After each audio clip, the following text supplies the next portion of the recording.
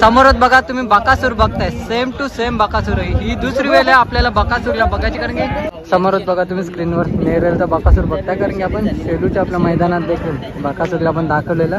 काही जण बोलतात ना एका साईडनी तोच बादशाह असतो, पण आम्ही म्हणतो दोन्ही साईडनी गेलतो तोच बादशाह असतो। दाखवला आम्ही कमबॅक, आणि त्यांनी आज दाखवून दिलं की मी दोन्ही साईड पळू शकतो आणि चांगल्या प्रकारे पळू शकतो।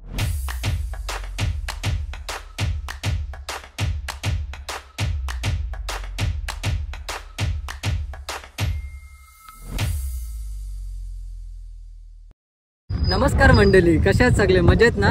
तर आज आपण भरपूर लांब आलेलो आहोत, तर लोणावल्या साईडला नारंगी इथे आलेलो आहोत, खास करून आपल्या बैलगाडा शर्यतींचा आनंद घेण्यासाठी। कारण भरपूर टाइम झाला, काही कारणास्तव माझ्या घरातली देखील कामं होती आणि ऑफिसच्या कारणास्तव मला अड्ड्यावर यायला पॉसिबल नव्हतं। त्याला आता मथुर जवळ जाऊ आणि कोणती कोणती इथं बैल वगैरे आले ती देखील आपण सगळे कव्हर करू आणि आयोजन वगैरे टोटली बघूया या व्हिडिओमध्ये।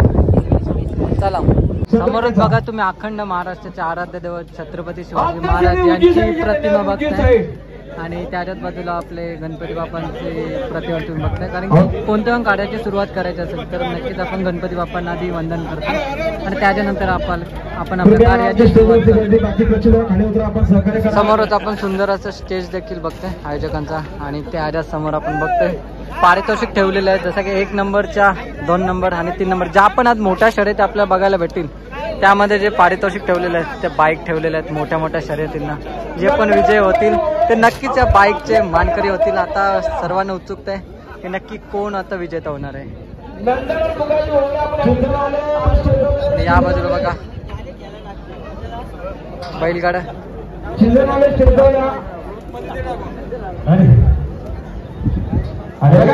सुंदर अशी रांगोली देखील,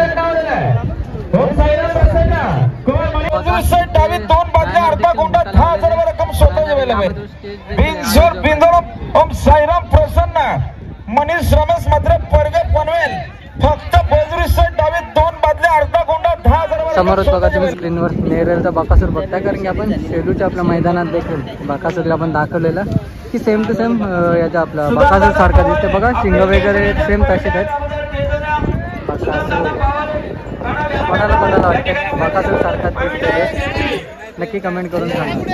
समोरच तुम्ही बघत आहात अखंड महाराष्ट्राचा कॉलेज 1001 आणि बघा किती सारे मथुर प्रेम होतं खास करून थोडा अड्ड्यापासून लांब बांधलेले आहेत तरी पण भरपूर जण मथुरला बघण्यासाठी येतात।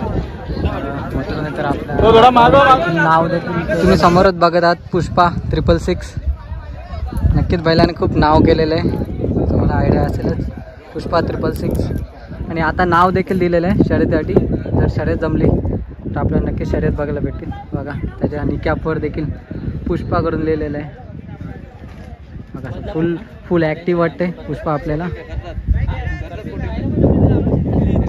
नारायण शेठ दामशे यांचे दावणीला बघूया तर कोण कोण पुष्पा तर आपण बघतोय आणि या बाजूला वामने आहे आणि इथे जॉईनर आहे बघा, जे प्रेमर बैल आहेत सुरत देखील त्याच्या आता जवळ गेले आहे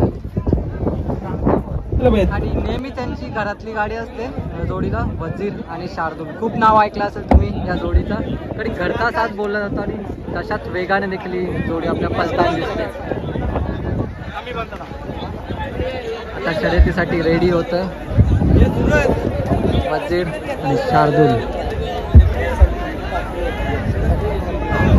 शिवा 9494 आता गाडीला झुपलेला आणि मथुर सोबत शिवा 9494 पडणार आहे आणि मथुर देखील आपला रेडी आहे बाजूलाच। गाडी आता थोड्या आता राजा आणि पावर घरची जोडी, घरचा साज राजा 0003 यांनी विजयी झालेले आहेत बघा, गुलाल लागलेलं पाठीवर आणि थोडं दुखापतीमध्ये होती ही जोडी आणि दुखापतीमधून बाहेर निघाल्यानंतर आपल्याला गुलाल घेताना देखील दिसते। नक्कीच आनंदाची गोष्ट आणि थोड्या दादांची पण आपल्याला बोलायला भेटलं तर नक्की बोलू आणि थोडीशी माहिती देखील। समोरच बघा तुम्ही बकासूर बघताय, सेम टू सेम बकासूर आहे। ही दुसरी वेळ आहे आपल्याला बकासूरला बघायची, कारण की मार्केवाडीला आपण जेव्हा गेलेलो तेव्हा बकासूरला आपण बघितलेलं बघा, काहीच फरक नाही वाटत मला शिंगांमध्ये आणि फिटनेसमध्ये देखील आणि लुक पण बघा सेम टू सेम बकासूर। छोटा बकासूर बोललं तरी चालेल।